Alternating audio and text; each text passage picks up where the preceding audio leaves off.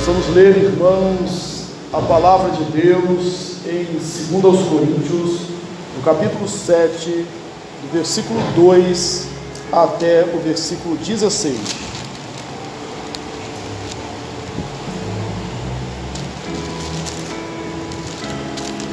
A palavra de Deus em 2 Coríntios 7, versículo 2 em diante, diz assim: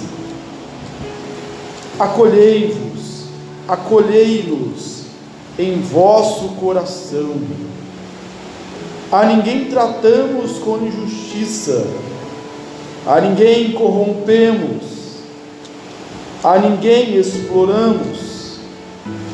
Não falo para vos condenar, porque já vos tenho dito que estais em nosso coração para juntos morrermos, para juntos vivermos.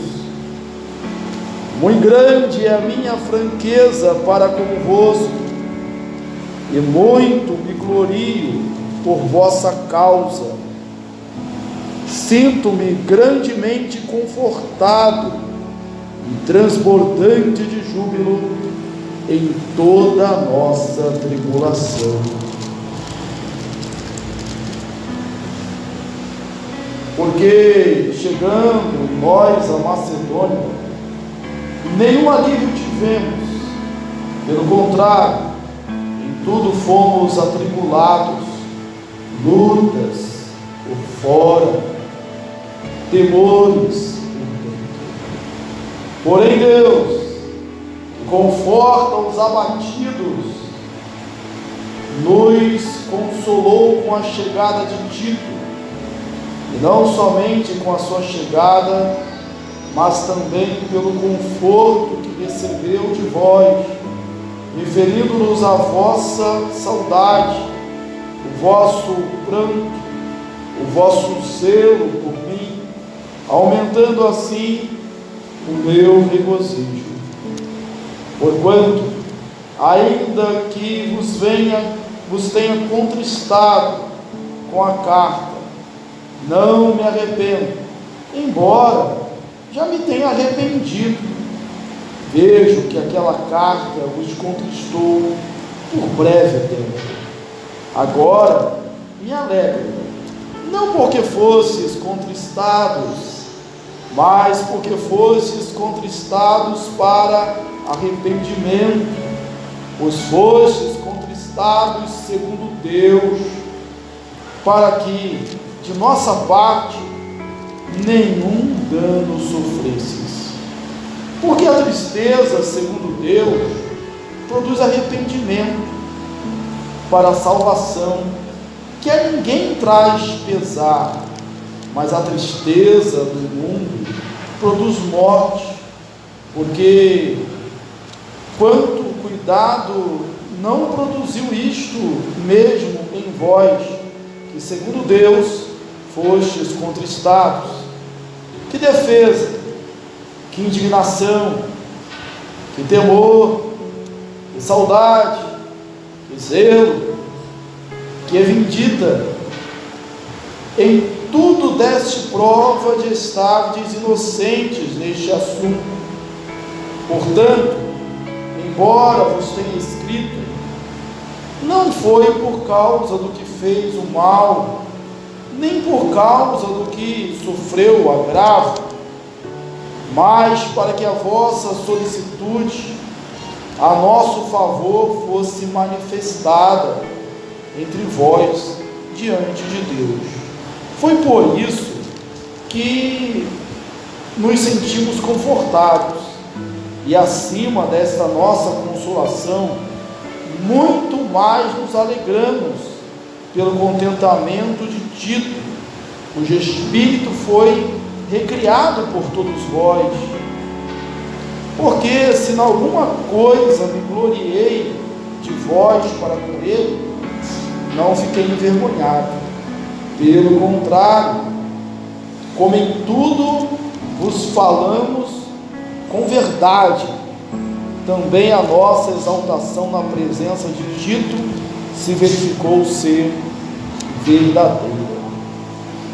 e o seu entranhável afeto cresce mais e mais para convosco, lembrando-se da obediência de todos vós, de como o recebeste com temor e tremor. Alegro-me, porque em tudo posso confiar em vós. Amém? Assentai-vos, irmãos.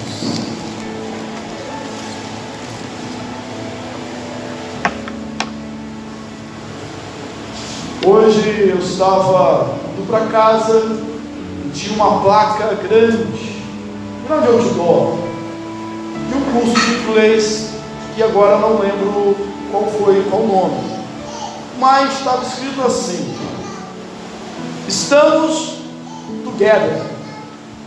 Até para aquele que tem o inglês do tipo The Book on the Table, dá para entender o que significava e chamou minha atenção, né? Estamos juntos. E o marketing ali do curso era: estamos together. Bem, estamos juntos, ou estamos juntos, como o pessoal costuma dizer, indica companheirismo, indica afeto, indica proximidade, indica que você pode contar comigo, que vamos caminhar lado a lado, estamos juntos.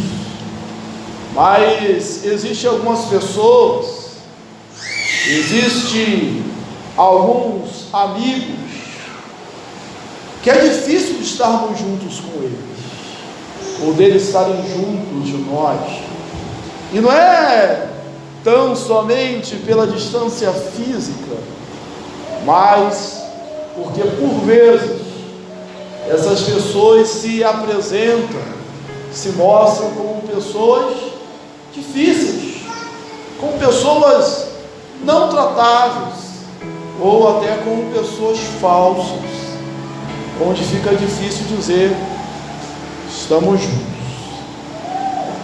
Irmãos, nós temos exposto aqui na igreja a primeira e agora a segunda carta de Paulo aos Coríntios, e nós podemos dizer que esses irmãos de Corinto eram esse tipo de pessoas, de irmãos, que era difícil de dizer: estamos juntos, estamos caminhando lado a lado, pode contar comigo, porque eram crentes, eram irmãos problemáticos. Nós sabemos que Paulo plantou essa igreja no término da sua segunda viagem, por volta do ano 51 a 52 depois de Cristo, e da cidade de Macedônia escreveu a segunda carta, essa segunda carta que nós temos. Antes disso ele escreveu a primeira carta, corrigiu alguns erros, alguns desvios, dentre eles o partidarismo dentro da igreja. Temos repetido aqui: eu sou de Paulo, eu sou de Apolo, eu sou de Cefas, eu sou de Cristo. Era uma igreja que colocava em dúvida o próprio apostolado de Paulo, dando voz, dando lugar a falsos apóstolos, a falsos mestres, gente que não tinha estado ali desde o início, gente que não tinha plantado a igreja, gente muito provavelmente que não amava a igreja, mas que recebia mais crédito do que o próprio apóstolo Paulo. Ele faz uma viagem de Éfeso até Corinto, uma viagem rápida, marítima, onde nessa viagem não foi bem recebido. Em 2 Coríntios 2 a gente vê isso. Ele diz que foi uma visita feita em tristeza. E aí Paulo escreve o que é conhecido como uma carta severa, e fica ansioso, fica angustiado, esperando os resultados dessa carta, e o portador dela é Tito. Ele chega a Troade, ali há uma porta aberta, mas ele não tem condições de desenvolver um ministério, tamanha era a ansiedade do seu coração. Até que na Macedônia ele reencontra Tito. E hoje nós chegamos ao texto onde isso acontece, onde esse encontro acontece, onde ele relata esse encontro. Apenas para nos situarmos, na semana passada, na quarta-feira, pelo culto através do aplicativo, nós dissemos que o texto bíblico, essa divisão que nós temos, ela não é uma divisão inspirada, ela não está aqui desde o início, ela foi colocada, a divisão em capítulos, no século XIII, por Estevão Lanton, que dividiu a Bíblia em capítulos, e depois no século XVI, outro homem, um gráfico parisiense, dividiu também em versículos. E aí na quarta-feira a gente leu até o versículo 1. E alguns chegam a dizer que esse texto que antecede foi inserido aí, foi inserção posterior, porque se você pula esse texto, onde Paulo antes estava falando sobre afeto, sobre carinho, sobre espaço no coração, e aí você chega, olha, não vos ponhais em julgo desigual com os incrédulos, purificai-vos. Parece que realmente houve ali uma interrupção drástica.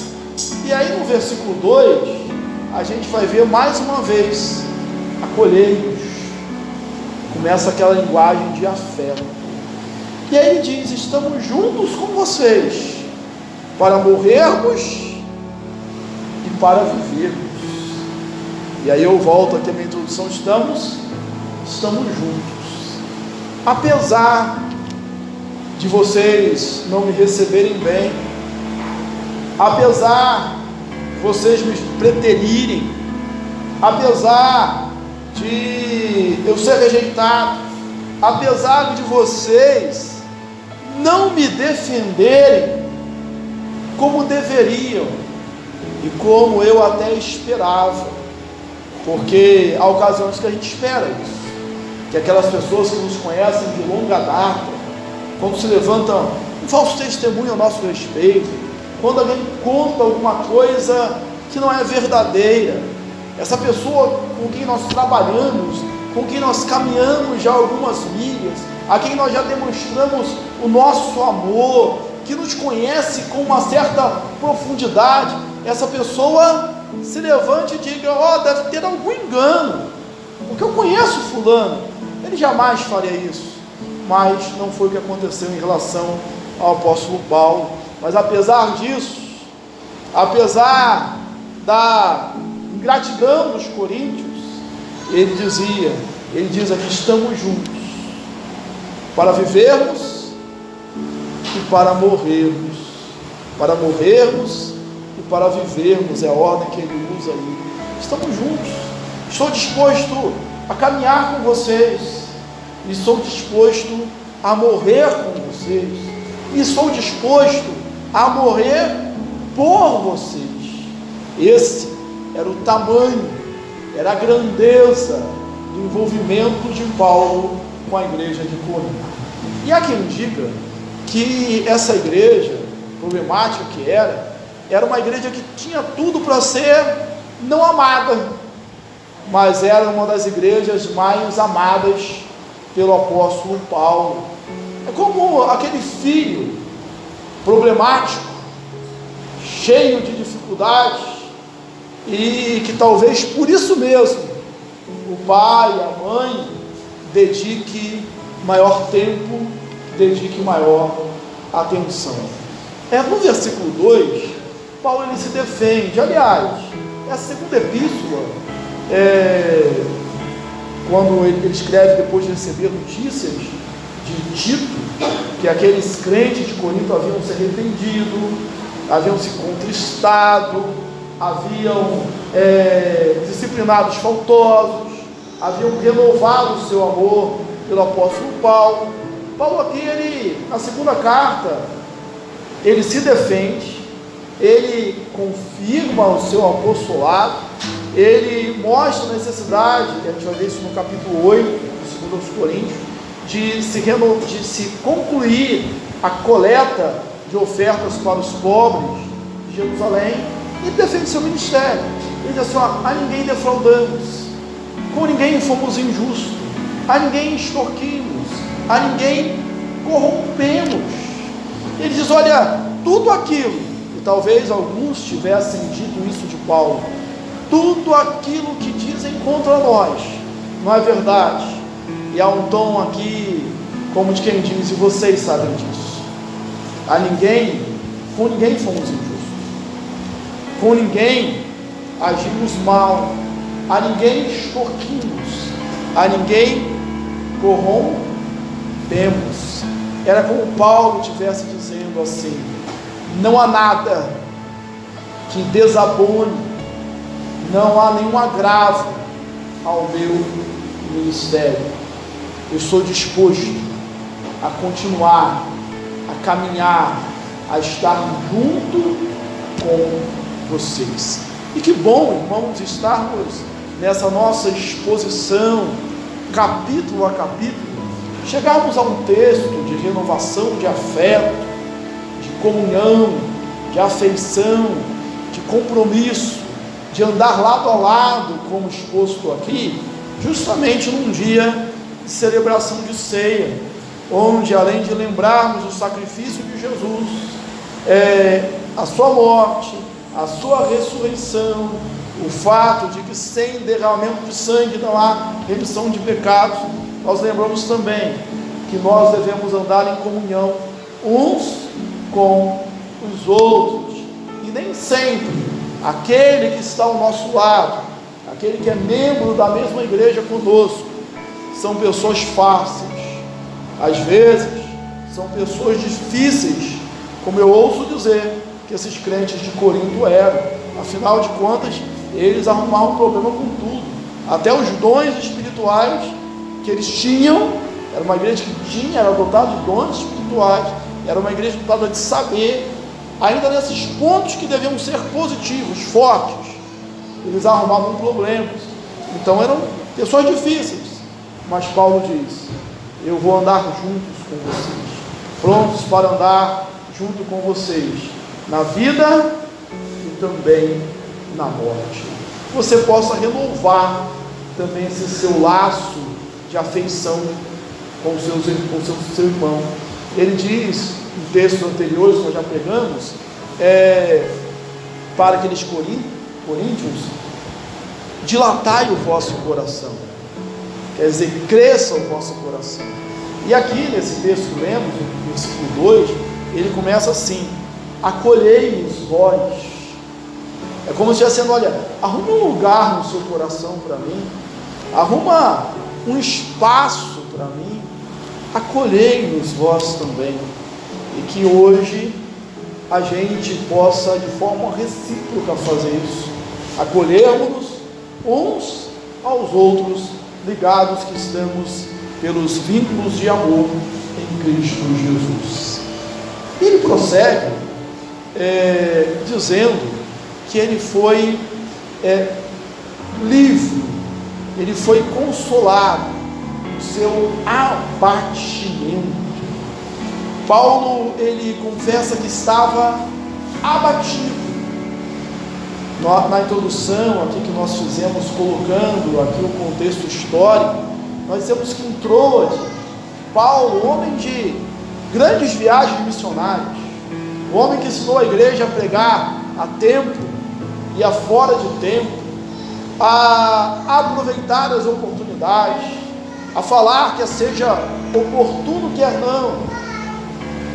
Dá-nos a entender, o texto nos mostra que ele faltou ânimo para ele pregar, por causa da ansiedade que ele estava no coração, sem saber a forma como Tito, que era o porta-voz daquela carta severa, seria recebido, quando ele mesmo tinha sido anteriormente mal recebido, como ele mostra no capítulo 2 de 2 Coríntios, que ele tinha estado lá em tristeza.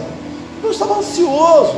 Ele estava ansioso com o efeito da carta que ele tinha escrito. E às vezes a gente fica assim. A gente tem um ditado popular aí que diz que a emenda ficou pior do que o soneto, né? Quanto mais você tenta consertar, mais atrapalha. Então ele já tinha escrito uma carta, ele já tinha feito uma visita e não tinha funcionado. E agora ele escreve uma carta que os estudiosos chamam de carta severa, que foi uma carta ríspida, que se perdeu na história.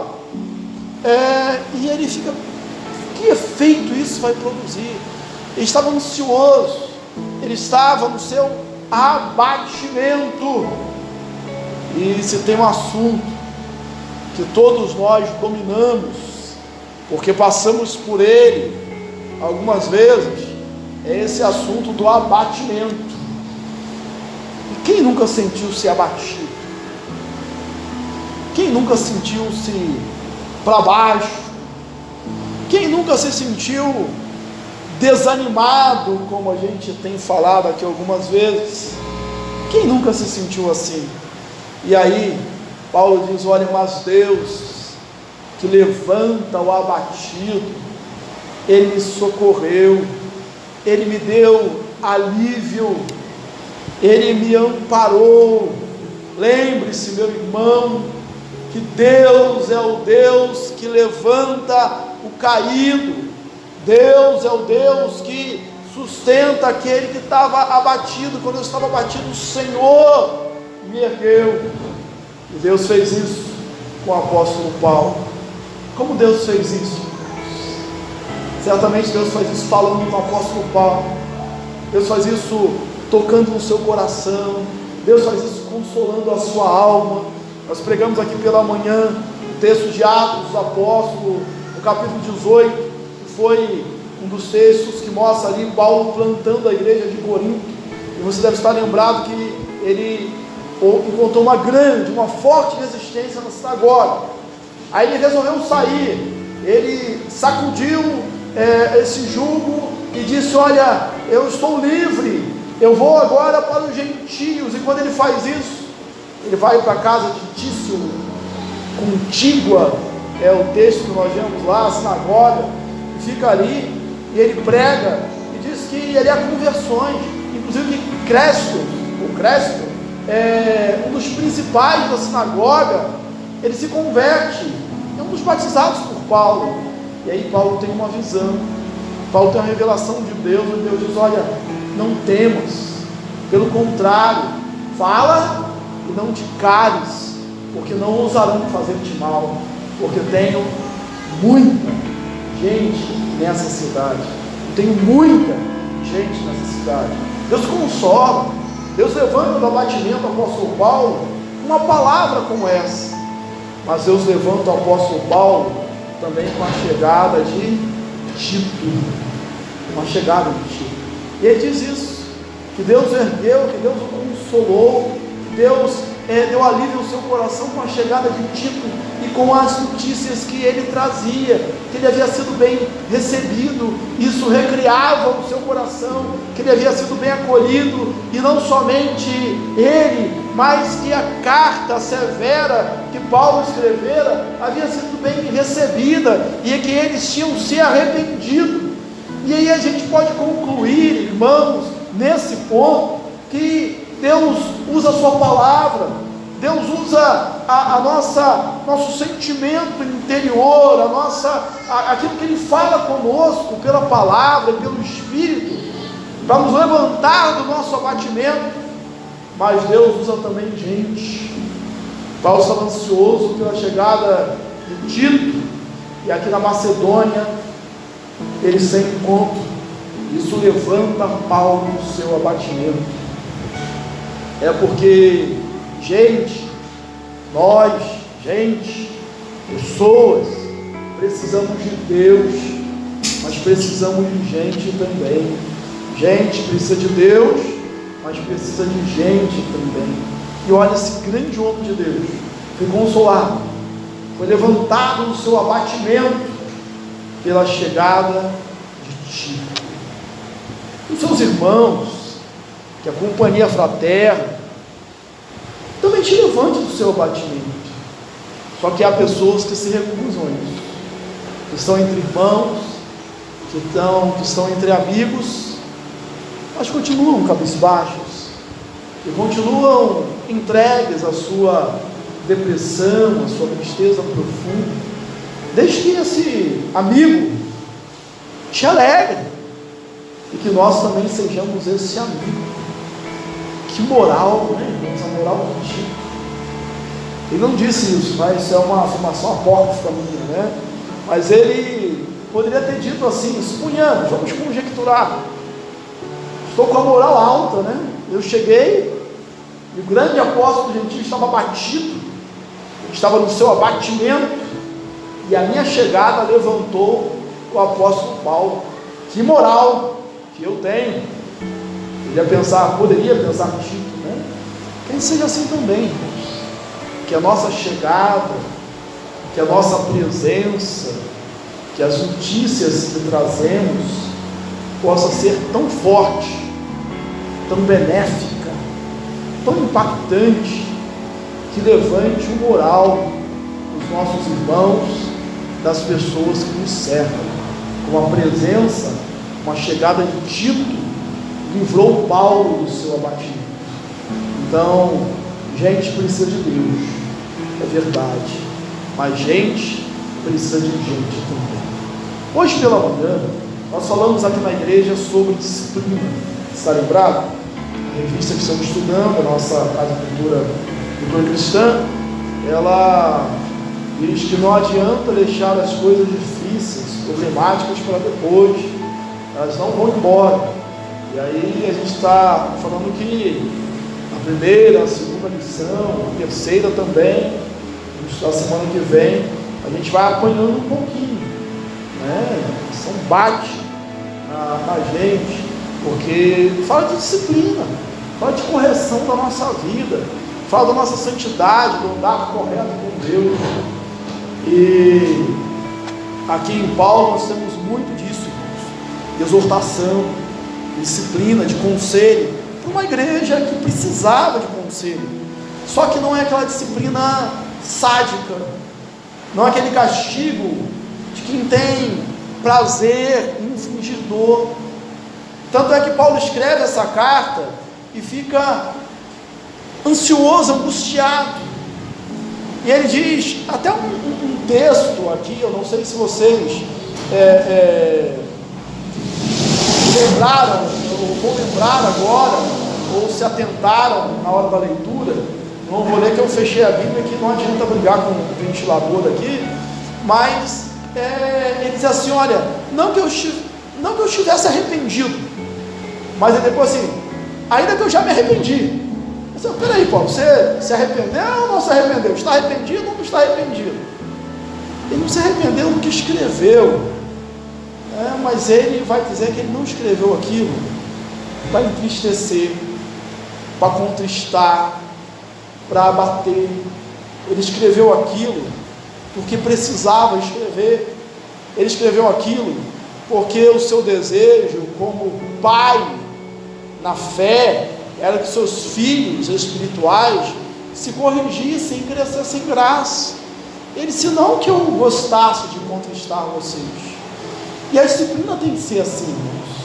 Não é que nós gostamos de disciplinar, nós gostamos de repreender, que nós temos um prazer sádico nisso, não.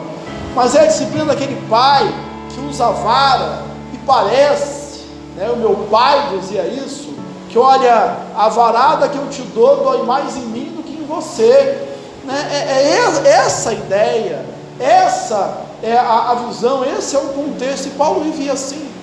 E aí Paulo vai dizer agora de algo que precisa estar na nossa teologia e na nossa prática. Ele diz assim, porque foste contristados, não segundo o mundo, mas segundo Deus, não para a morte, mas para a vida, porque a tristeza, segundo Deus, não traz pesar, Agora a tristeza, segundo o mundo, produz morte. Irmãos, como que é o nosso arrependimento? Como tem sido o seu arrependimento? Seu arrependimento é arrependimento de verdade? A sua tristeza é tristeza de verdade? Abordamos aqui nesse mesmo Espírito pela manhã que algumas pessoas, as lágrimas, o tal arrependimento, não é arrependimento pelo pecado, não é arrependimento pelo erro, é um arrependimento do tipo: olha, eu estou arrependido de não ter sido tão esperto, de não ter sido esperto o suficiente para esconder o meu erro. O meu arrependimento é ter sido descoberto. O meu arrependimento é ter que pagar o preço, é ter que arcar com as consequências. Isso não é arrependimento segundo Deus, isso não é estar contristado segundo Deus, isso é estar contristado segundo o mundo e não segundo Deus. Então Paulo chega nesse ponto e diz assim: olha, vocês foram contristados, e ele diz: por breve momento, mas foi segundo Deus, foi uma tristeza segundo Deus, que não traz pesar. E ele vai concluir se gloriando que tudo que ele falou para Tito, e aí eu não sei se Tito tinha alguma reserva em ir até Corinto para entregar a carta, podemos pensar dele dizendo assim: Paulo, peraí, você que é o apóstolo, você que é o cara bom, você que é o pai espiritual deles, foi lá e eles praticamente te